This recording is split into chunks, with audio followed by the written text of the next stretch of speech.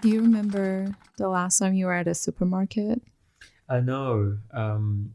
It was long time ago. Like, I know there's a big shift with a lot of the packaged foods you can just buy online. Yeah. And I know a lot of people have gone that way. And perhaps what they expect from the supermarket is more fresh food. Yeah. Like, let me just grab my fresh milk. Yeah. But I don't think that means that you can't get your fresh food from online as well. I think the idea of the physical store is changing as we speak. I think that the mental barrier of buying online is not necessarily a true kind of logic, in that a lot of people are not used to the idea of buying online because you think that what you get online is a bit fake. It's not as genuine as the real thing as you get from the fridge from a supermarket kind of freezer door. You feel like it's a different thing.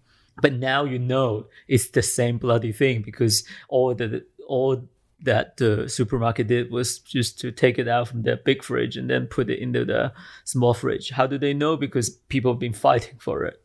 And then you start to see the real logistics that happen behind the scenes. So the milk bottles don't just magically turn up in those supermarket rows and rows of fridge doors.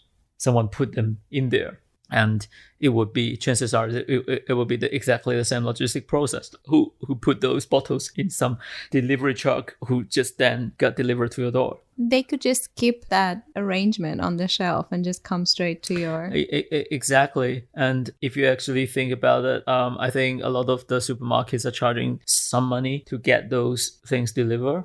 And it's not necessarily a bad thing. Like, one of the biggest argument that, for a physical supermarket would be like people go there because they are doing their weekly trip to the local kind of shopping center. Yeah. And then the trip to the supermarket is just one of those steps. But now that all the other steps are being questioned, the supermarket actually doesn't need to exist.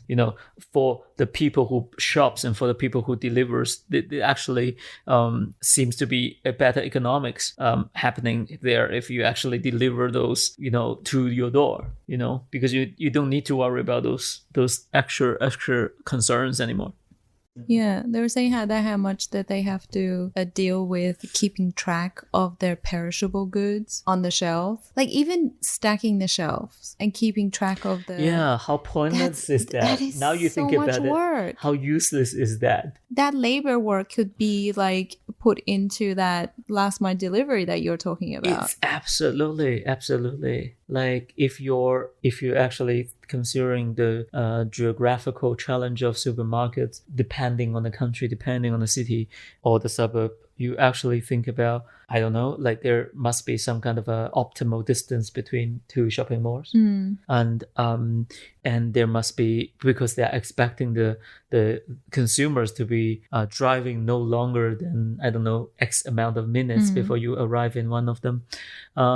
So that's very interesting, because then with all this data, all you need to do is figure out some sort of co-centralized spots of logistics warehouse, and then all you need to do is to deliver it.